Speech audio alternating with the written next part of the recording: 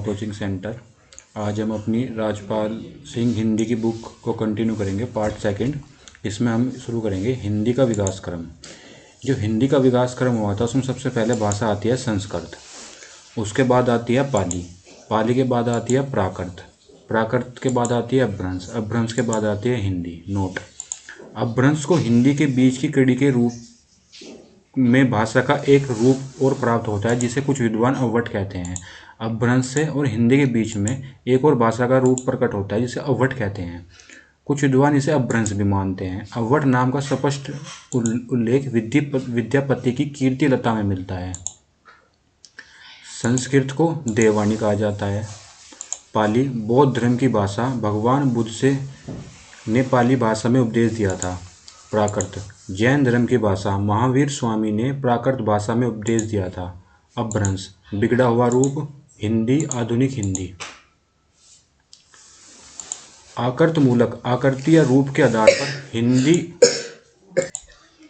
आकृति मूलक आकृति के रूप के आधार पर हिंदी वियोगात्मक या विश्लिष्ट श्लिष्ट भाषा है, जबकि संस्कृत संयोगात्मक एवं अंग्रेजी वियोगात्मक भाषा है।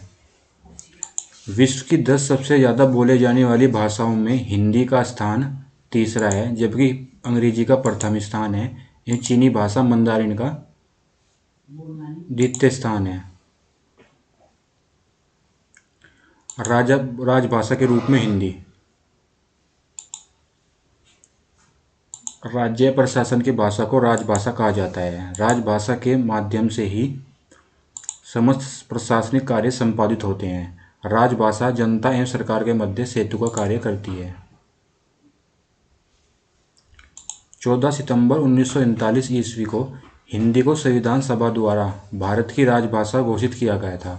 इसलिए 14 सितंबर को प्रत्येक वर्ष हिंदी दिवस के रूप में मनाया जाता है, जबकि 26 जनवरी 1950 को हिंदी को भारत की राजभाषा के रूप में संवैधानिक मान्यता प्रदान की गई थी।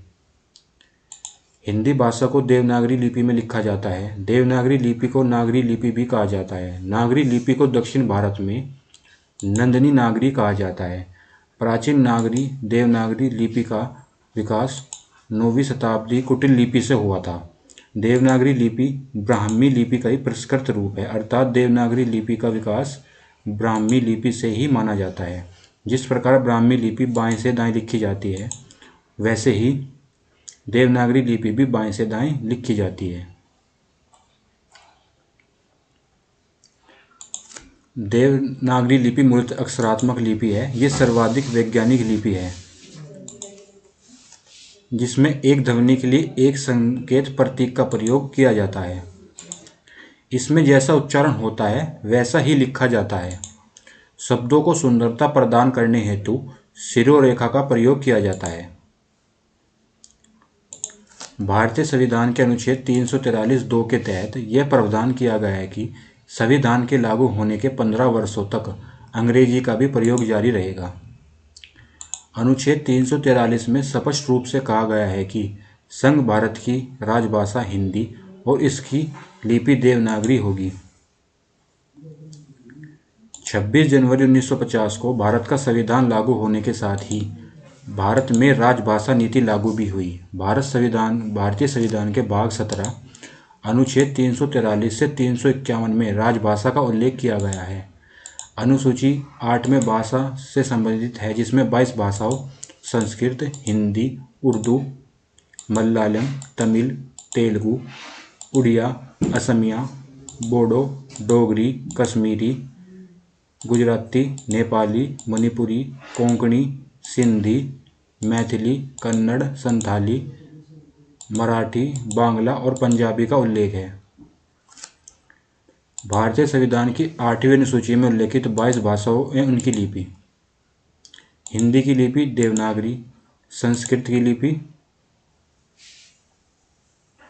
देवनागरी, कोंकणी की लिपि देवनागरी, डोंगरी की लिपि देवनागरी, नेपाली की देवनागरी, बोडो की देवनागरी, मराठी की लिपि देवनागरी,